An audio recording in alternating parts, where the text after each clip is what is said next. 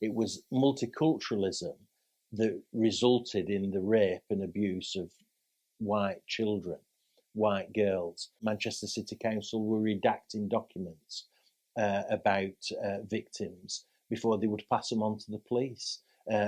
Not least probably because it identified the ethnicity of the perpetrators. By this time, it was public knowledge that I were mentioning the ethnicity and religion of the perpetrators. He said, "I don't think you should mention it. We might lose votes from it."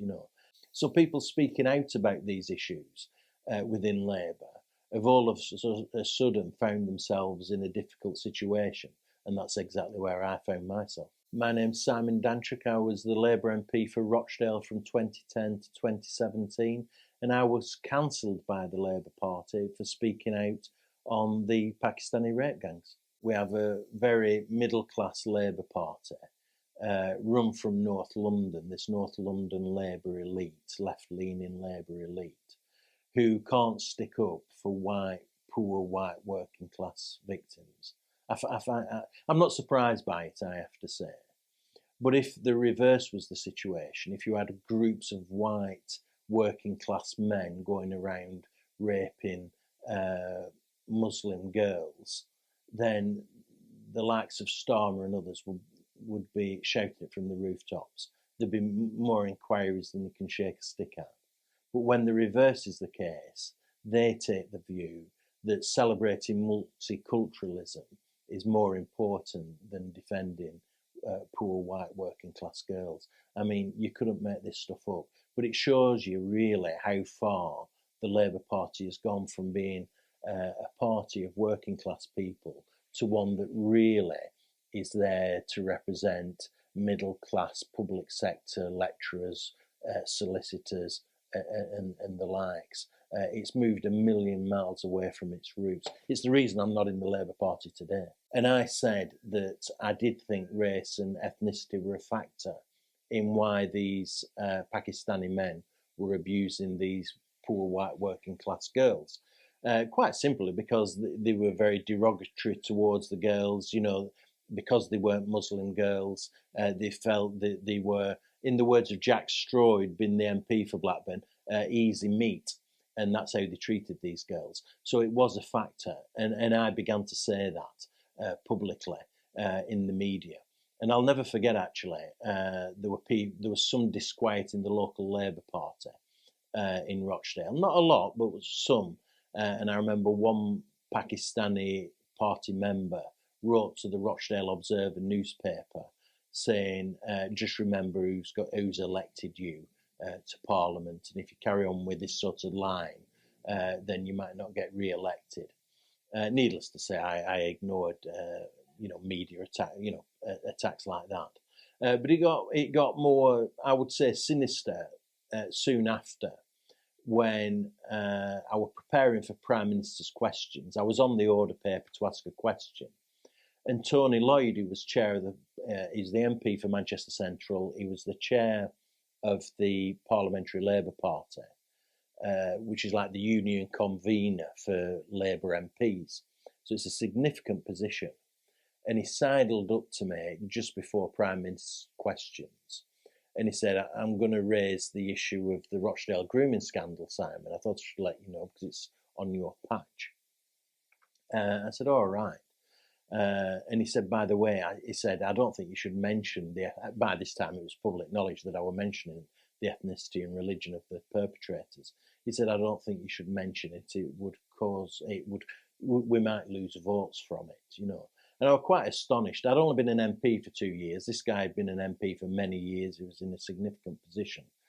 So I didn't challenge him too much on it. Nevertheless, I asked my question in Prime Minister's question. He asked his. The reason he was raising it in Prime Minister's questions, even though it wasn't his patch, is because he was looking to stand for the role of police commissioner in Greater Manchester. And he was quite clearly concerned that he would lose votes should he be selected as the police commissioner, he would have lost votes in that election. The other person to raise it with me was Jim Dobbin, and he was the neighbouring MP, Labour MP, for Haywood and Middleton. Jim had said to me, "Listen, Simon, I don't think there's any advantage to you mentioning the ethnicity or race or religion of the perpetrators. It'll cost us votes." And I found it particularly disappointing from Jim, not least because most of the rapists came from Rochdale, where the Pakistani community is largest, and there are relatively few Pakistanis in Heywood and Middleton, but that's where the victims came from. So the victims came from his constituency, and the perpetrators come from my constituency. But he saw fit not to raise the issue. And there was one, Sean Wright. He'd been a senior Labour politician on Rotherham Council, and then gone on to become South Yorkshire Police Commissioner. And again, this is all on record. I said at the time he should be sacked, he should stand down, because he'd clearly been negligent. And there was a Jay inquiry. Professor Jay conducted an inquiry into Rotherham, and if you read that in detail, I'm pretty sure that it shows there is collusion between local politicians, that will be Labour politicians, and those around the perpetrators. The idea of keeping a lid on this. And that was really about protecting votes in those communities, whether it was Rochdale or Rotherham. The only conclusion I believe you can reach is that, one, they didn't want to upset the multicultural bandwagon or situation culture, but two, they didn't want to lose votes amongst those communities. When the Rochdale grooming scandal broke in 2012, the Chief Constable of Greater Manchester came to Rochdale within days to a town hall meeting, and one of the first sentences he said was, "I've come here today to celebrate multiculturalism." It was multiculturalism that resulted in the rape and abuse of white children, white girls, and yet he thought it was a good idea to celebrate it. I think the reverse is true. So in terms of how do we tackle these solutions, I think we have to accept that, trying to cover up for minority communities, trying to, just not talk about issues is the wrong thing to do. We have to do the opposite to that.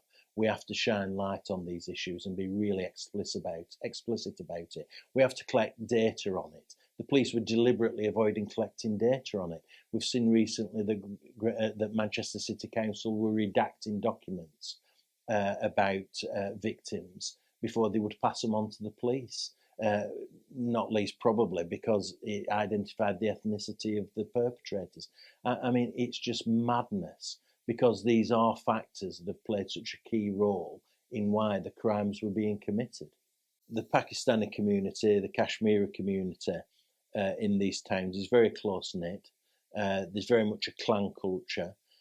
You don't sort of report these crimes that are going on, however abhorrent they are. I think some would say or take the view that it didn't matter that this was happening to some of these girls. They have a different view of these types of crimes to what the indigenous white community might have. So they take a very different view. They don't see it as seriously as we do. And they want to protect their community, and they want to protect the cousins and the wider family members. And so going to the police about it or reporting it themselves is just not on the agenda. Listen, I've been in politics 35 years in towns, Blackburn, I'm from Burnley, in Blackburn, in Rochdale.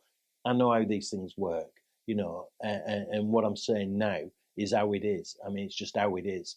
And I think we really need politicians of all persuasions, to have an honest conversation about this.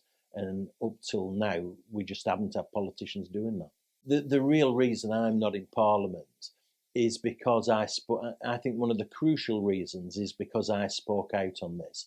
There were people in the higher echelons of the Labour Party who did not like me speaking out on this. And it's a complicated story. Tony Lloyd became police commissioner. He then wanted to become mayor of Greater Manchester when the roles changed, but he got beaten to it to Andy Burnham. They had to find a role back for Tony Lloyd to come back into Parliament. because he'd given his seat up in Manchester Central.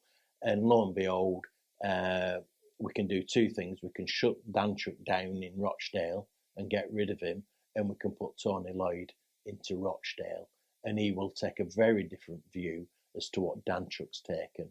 And that's exactly what happened. And it took me quite some time afterwards, actually, after 2017, to work out the whole jigsaw puzzle. But that's clearly what had happened.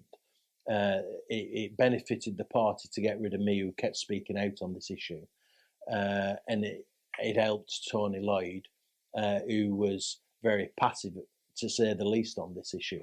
But we shouldn't be surprised by that. I mean, Anne Cryer got shut down on the issue when she spoke out about it. Sarah Champion got sacked from the shadow ministerial position when she spoke out about it. I think she wrote for the Sun newspaper. So people speaking out about these issues within Labour have all of a sudden found themselves in a difficult situation. And that's exactly where I found myself.